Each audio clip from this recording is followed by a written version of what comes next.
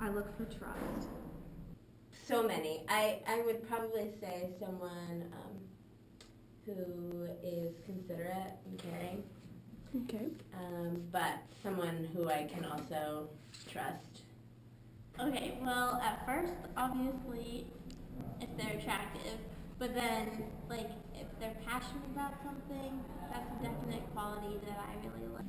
My first quality would have to be talent. I look for someone who's talented. I'm a theater major, so it kind of helps if somebody else has something else that they bring to the table.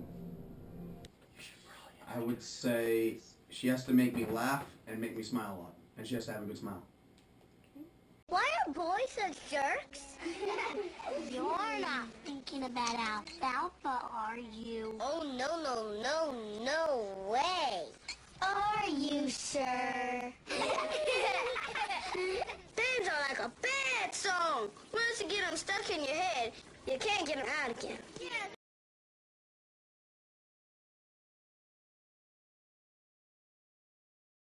I can be a little messy. Mm-hmm. And I've gotten neater sometimes. Don't look at my apartment now, though. That doesn't count.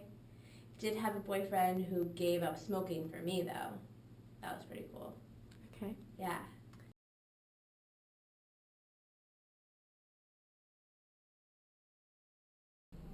I have two. Can I say two? Mm-hmm. Okay. First of all, if you smoke cigarettes, you're disgusting. I'm not doing it. Second of all, you can't cheat.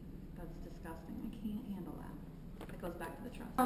If they're lazy, I don't really care if they're not neat or anything, but if they're not determined or if they're not active. Her teeth, if her teeth are messed up. Ugh. Gross.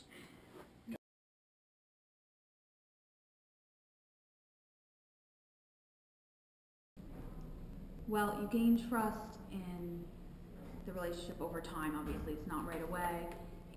Long walks on the beach, chocolate dinner. Oh my God. No, just time. If they're willing to put in the time, then I'm willing to tell them anything they want. I would say burn a candle, talk till it's gone. With you. What for? Look at us. We're already fighting. Well, that's what we do. We fight. You tell me when I'm being an arrogant son of a bitch, and I tell you when you're being a pain in the ass. Which you are, 99% of the time. I'm not afraid to hurt your feelings. They have like a 2-second rebound rate, and you're back doing the next pain in the ass thing. So what? So it's not going to be easy. It's going to be really hard. And we're going to have to work at this every day, but I want to do that because I want you. What is your secret to staying happy? Have you ever gotten bored in a relationship? Yes. How did you handle it? I broke up with them.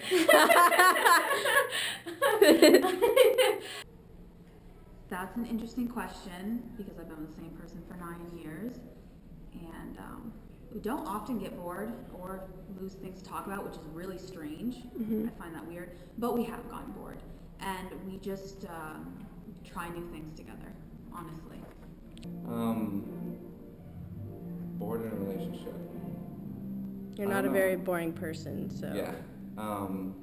I do have times where I question if I'm happy or not. I'm in the longest relationship I've been in right now for a year and like 3 months. We work on it. It's a collaborative effort.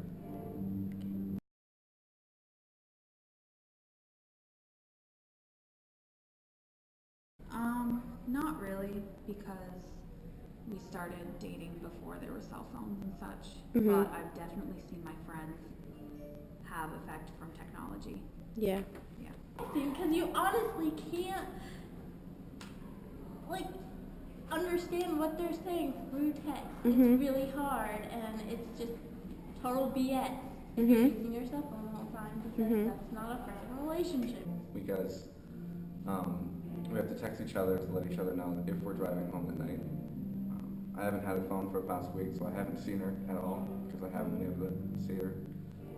Text her to let her know where I'm at. I don't text really at all, and that really bothers a lot of girls. My calls are really long because I'm a talker. And if we aren't able to communicate via, typing or just talking, it's a waste of time. Okay.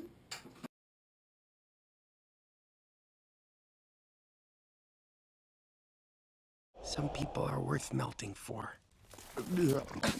Just maybe not right this second.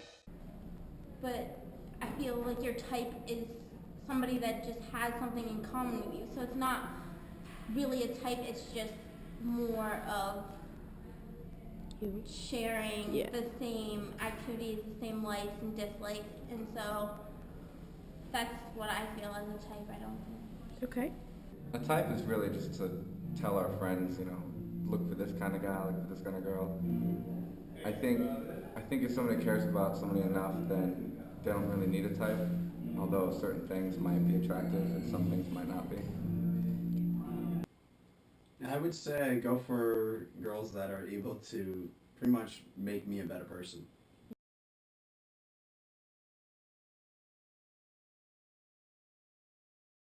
My parents have gone through a lot of struggles together, but they've stayed together for 35 years. So I think that might be a reason why I've been with my boyfriend for so long, because I just believe that you should, as long as you're happy, you should keep trying.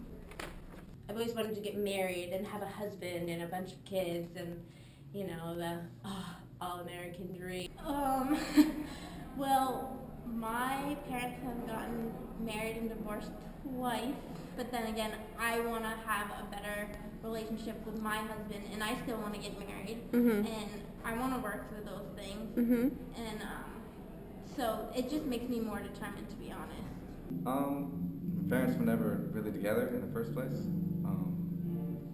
so I had asked my mom why she didn't marry my dad. I didn't know that he was already married, but I asked her, and she said that he wasn't the type to be married, and I just kind of modeled my life after that and made sure that I was the type to be married.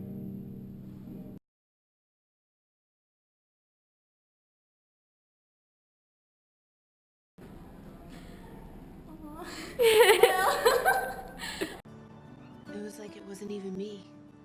Like I had just watched us down below, kissing.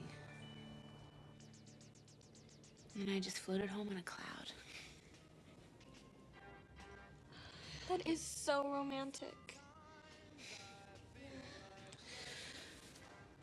Oh my God. Goosebumps. Totally, no, they won't go away. Do you love him? Duh. The right time to say I love you is when you feel comfortable, but you know that you love them when there are things that you hate about them, but now you just love them. It's really weird. The right time, there's never a right time to say I love you, in my opinion. And any time is the right time. When you feel it.